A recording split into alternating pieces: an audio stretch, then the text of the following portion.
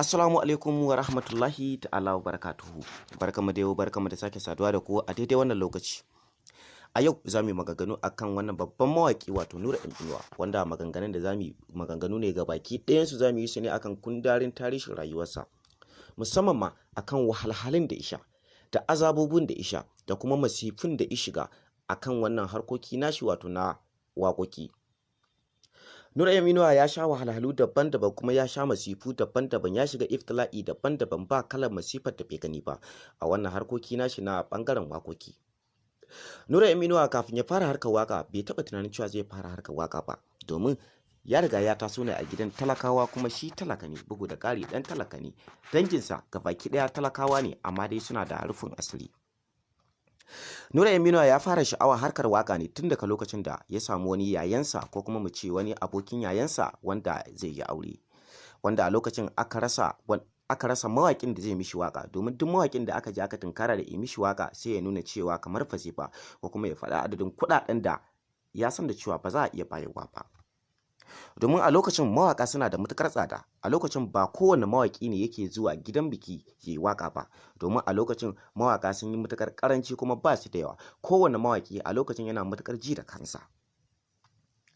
A lokacin Nura M Inuwa hakan ya matuƙar ɓata mishi rai, kuma hakan ya yi matuƙar dugunzuma mishi hankalinsa, haka ne ya yi tunanin cewa me zai hana shi kansa ya yi waƙa. Amma wannan waƙar ta aure ba wai ita ce waƙarsa ta farko ba.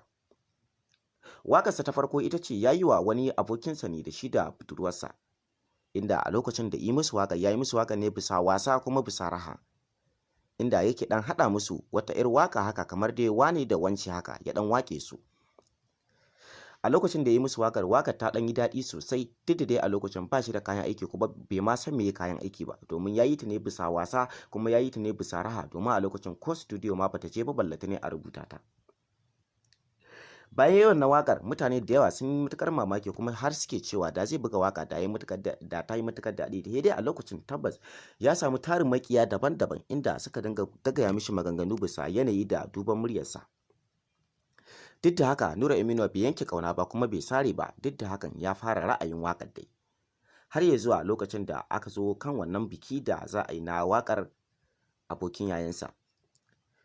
Mutane ba su taɓa tunani ba suka ga Nura M Inuwa yana rubuta waƙa, bayan ya riga ya gama rubuta ya je studio, duk da dai lokacin da ya je studio ya samu tangarɗa daban-daban kuma ya samu ƙiyayya a gurin wanda ya je buga mishi waƙar, domin a lokacin bayan ya ba shi waƙar kuma bayan ya rera mishi baitin, har yake ce mishi to kai ne za ka yi amshin ko kuwa dai wane ne zai ma amshin, domin ai kai baka da bambanci da mace. Wannan kalma ta yi matuƙar ɓata wa Nura M Inuwa rai, kuma a lokacin Nura M Inuwa bai nuna mishi cewa ya ji haushi ba, domin baya nuna mishi saurin ɓacin rai, ma'ana Nura M Inuwa dukkanin abin da za ka yi mishi ba zai taɓa yarda nuna ma ɓacin rai ba, amma tabbas duk da ya ji haushi yakan danne zuciyarsa. A haka Nura M Inuwa yake cewa a'a ba komai, ina buƙatar macen da za ta yi min amshi, domin ai ni a matsayina na mai rera waƙa bai kamata a ce ni ne zan rera ta kuma ne amshi ba.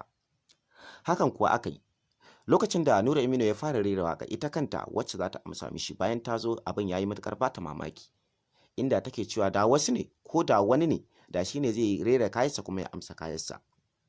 domin tabbas muryarsa za ta fita ta ma daɗi, amma duk da hakan ya amince da cewa zai biya ta akan ta yi mishi amshi. Hakan kuwa Allah ya sa aka yi waƙar, duk da waƙar ta an sha ƙalubale kafin a gama waƙar, domin ita ce kusan waƙarsa ta farko kuma waƙa ce ta aure, wacce kuma ya san da cewa akwai makiya daban-daban wanda suke sauraron cewa kawai waƙan nan ta fito domin su ji ta su yi dariya,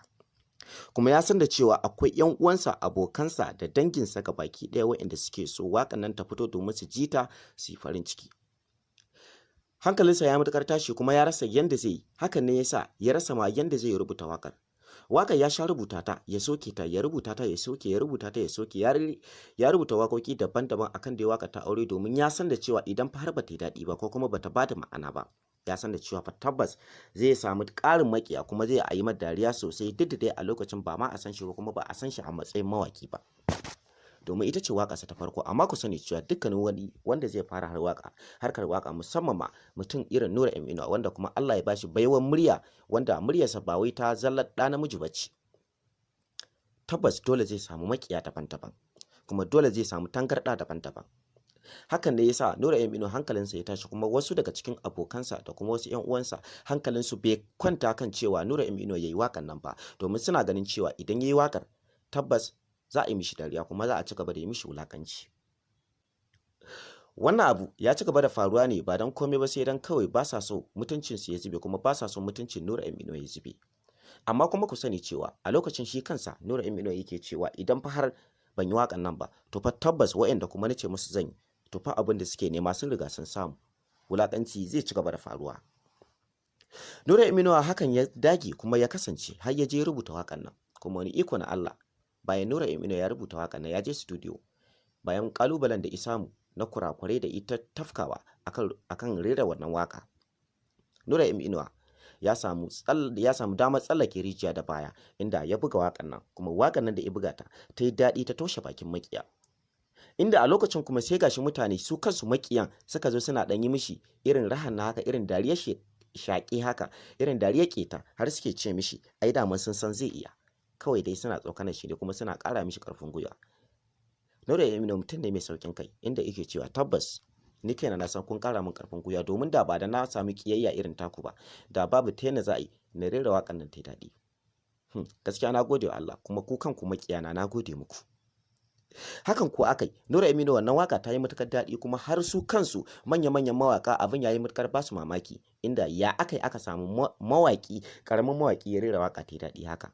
Hakan ko aka ci gaba, Nura M Inuwa har ya samu damar da ya fara rera waka. Amma dai ya samu kalubale, domin a lokacin Nura M Inuwa kamar yadda muka faɗa muku a farko talaka ne,